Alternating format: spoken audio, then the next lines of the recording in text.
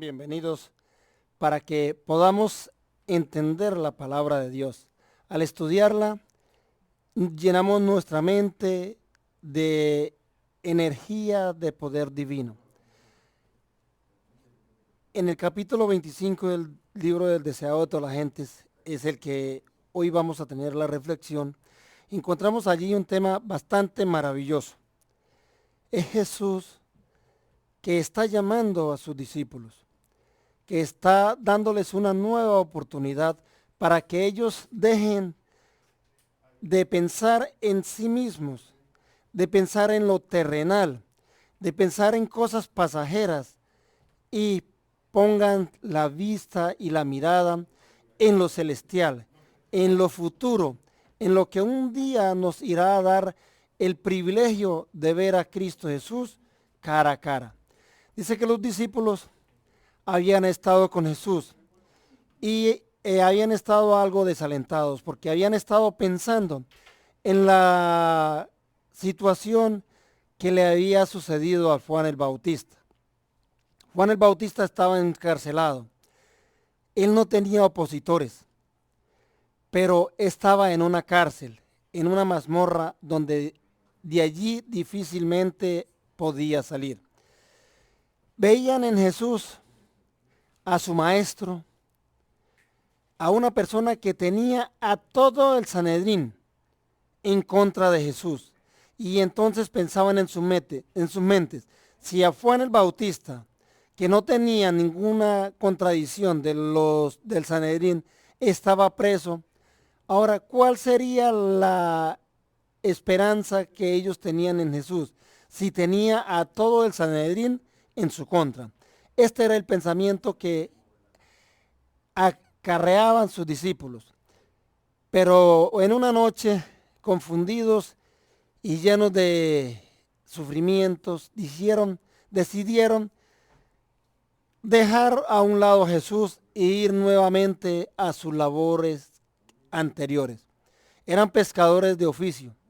Su profesión había sido esta durante toda su vida. Y decidieron tomar sus barcas nuevamente y salir al lago de Genesaret. Allí comenzaron a lanzar sus redes, deseando conseguir un buen producto de su trabajo. Pero dice que vez tras vez lanzaban sus redes y ellas salían vacías. Así transcurrió toda la noche y al amanecer no habían tenido nada de su trabajo. Habían tenido un trabajo infructuoso que solamente les había dejado un cansancio físico. Al salir el sol, Jesús se acerca hacia la orilla del lago. Muchedumbres le seguían. Llegando hasta donde está Pedro, dice que se sube a su barca y le ordena a Pedro que bogara un poquito adentro, se alejara de la orilla. Pedro obedece su palabra y se sube a su barca y comienza a retirarse de la orilla. Dice que desde allí Jesús enseñaba a la multitud que había en ese entorno. Todos le escuchaban claramente. Sé que allí acudían enfermos, sordos, ciegos, paralíticos, y con la fe puesta en el hijo del carpintero, que así ellos lo conocían, desconociendo el poder que tenía de ser llamado el Rey del universo, el Hijo de Dios, ellos obtenían en sí el beneficio que cada cuerpo necesitaba. Los ciegos se veían, los sordos oían, los paralíticos andaban. Pero estaba allí y Pedro se sentía desalentado. Pero al ver que Jesús está en su barca y cuando Jesús termina de dar el discurso a la gente, le ordena a Pedro que bogue mar adentro. Y estando ya mar adentro, le ordena que lance la red.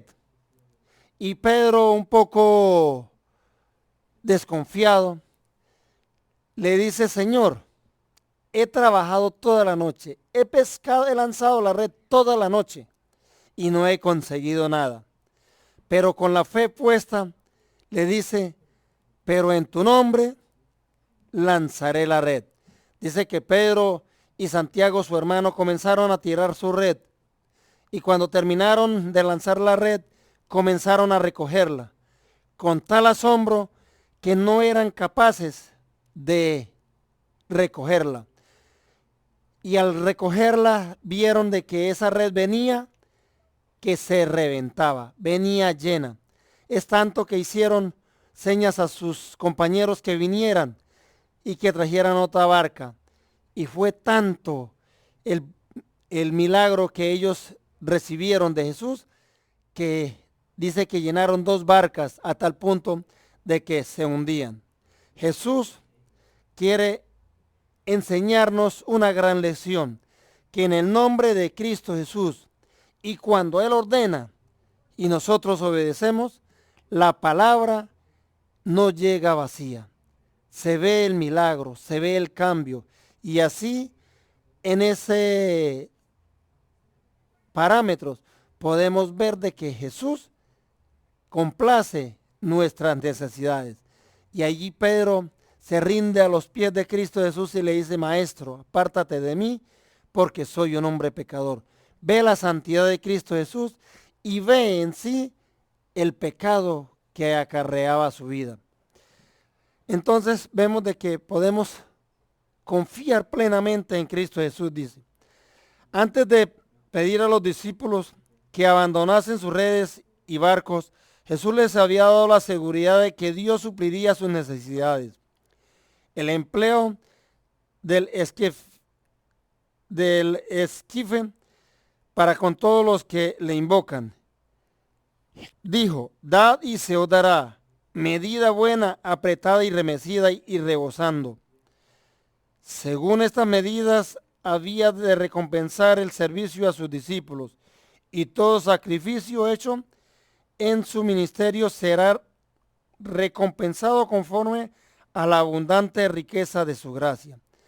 Entonces encontramos allí que Jesús siempre nos va a dar más de lo que nosotros necesitamos cuando ponemos nuestras vidas en las manos de Él. Durante aquella triste noche pasada en el lago, mientras estaban separados de Cristo, los discípulos se vieron acosados por la incredulidad, el cansancio de un trabajo infructuoso, pero su presencia reanimó su fe y les infundió gozo y éxito. Así también sucede con nosotros. Separados de Cristo, nuestro trabajo es infructuoso y es fácil desconfiar y murmurar. Pero cuando Él está cerca y trabajamos bajo su dirección, nos regocijamos en la evidencia de su poder. Es obra de Satanás desalentar el alma, y es obra de Cristo inspirarle fe y esperanza. Él siempre quiere dar a nuestra vida la esperanza que nosotros necesitamos. Eran hombres humildes y sin letras aquellos pescadores de Galilea, pero Cristo, la luz del mundo, tenía abundante poder para prepararlos para la posición a las cuales los había llamado. El Salvador no menospreciaba la educación, porque cuando estaba regido por el amor de Dios y consagrada a su servicio, la cultura intelectual es una bendición, pero pasó por alto a los sabios de su tiempo, porque tenían tanta confianza en sí mismos, que no podían simpatizar con la humanidad doliente y hacerse colaboradores con el hombre de Nazaret. En su intolerancia tuvieron en poco el ser enseñados por Cristo. El Señor Jesús busca la cooperación de los que quieran ser conductores limpios de la comunicación de su gracia. Lo primero que deben aprender todos los que quieran trabajar con Dios es la lección de desconfiar en nosotros mismos. Entonces estaremos listos, preparados para que se les imparta el carácter de Cristo. Esto no se obtiene por la educación en las escuelas más calificadas. es fruto de la sabiduría que se obtiene únicamente del Maestro Divino. Entonces, la invitación es para que estudiemos, nos pongamos en armonía y en comunión con el Creador del universo. Él tiene grandes enseñanzas para cada uno de nosotros.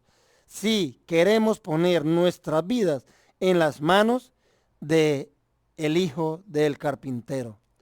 Que Dios nos bendiga y nos ayude a crecer cada día en el conocimiento de su palabra. Amén.